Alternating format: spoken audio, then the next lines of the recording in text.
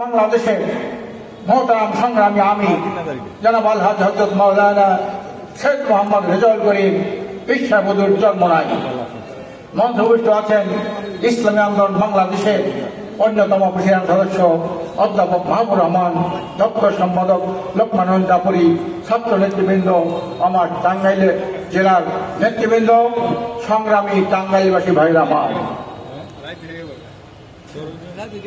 ছাত্ররা 5ই আগস্ট আওয়ামী আযাব এবং গজব থেকে জাতিকে মুক্তি দিয়েছে।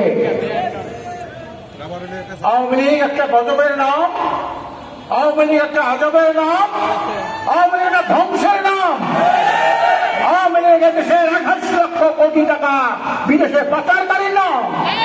আওয়ামী লীগ এই দেশটাকে ভারতের অঙ্গরাজ্য বানানোর ষড়যন্ত্রকারীর নাম। আওয়ামী লীগের প্রধান শেখ হাসিনা লেডি দেন্দুক জর্জির ভূগায় অবতীর্ণ হয়েছিলেন। আপনি ভারতকে কি না দিয়েছে সে একটা স্বাধীন সার্বভৌম দেশকে একটা পরাধীনতার আবরণে সে আবদ্ধ করেছেন। আমরা ধিক্কার জানাই দেশ ইমানদার দেশপ্রেমিক ভাইরাও সম্মিলিতভাবে আওয়ামী দুঃশাসন থেকে জাতিকে মুক্তি দিয়েছেন। আমি ডক্টর ইলিশ সাহেবকে বলবো, আপনি একজন গ্লোবাল আইকনিক লিডার, একজন যোগ্য মানুষ। আমি বিশ্বাস করি আপনার আমলে 8 বছরের 6 বছরের শিশুরা ধর্ষিত হয় কিভাবে, আপনার আমলে চাঁদাবাজি দখলবাজি চলে কিভাবে, আপনার আমলে আওয়ামী ফ্যাসিস্টদের আজকে যারা সহযোগী ছিলেন তারা কিভাবে আবার প্রশাসনের বিভিন্ন স্তরে তারা ঘাপটি মেরে বসে আছে।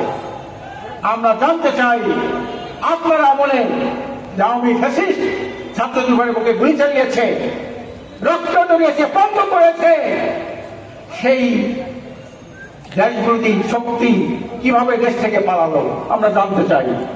আমরা জানতে চাই আপনার আমলে ইসলামী মূল্যবোধের মধ্যে একটি নারী সংস্কার নীতি আপনি কিভাবে এটার পক্ষে মত দিলেন জানতে চাই। আপনার মাটির মাথার উপর উঠায়, যাকে ভালোবাসে না 14 মাটির নিচে তাকে ডাবিয়ে দেয়। আপনি জানেন এই দেশের মুসলিম লীগ লড়কে লেঙ্গে পাকিস্তান, মারকে লেঙ্গে পাকিস্তান, ক্রাইম করেঙ্গে আল কোরআন বলে পাকিস্তান সৃষ্টি করেছিল 1947 সালে। 1954 সালে সেই মুসলিম লীগকে ভরাডুবি করে দিল। আসলে যুক্ত ফ্রন্টের আমলে তারা আইয়ুব খান সরকারের সাথে দালালি করা শুরু করলো। জনগণ বুঝতে পারলো সেই যুক্ত ফ্রন্টকে ভরাডুবি করে আওয়ামী লীগকে এককভাবে ক্ষমতা আনলো। আওয়ামী লীগ একক ক্ষমতা আসার পরে জনগণকে জুলুম নির্যাতন চালিয়েছিল তারা। জনগণ প্রত্যক্ষ করলো 1975 সালে যে নির্মম একটা ঘটনা ঘটিয়েছে, একটা মানুষের দেশে ইন্না লিল্লাহ বলতে পড়ে নাই। সংগ্রামী ভাইরা আমার, কাজে এখন আপনারা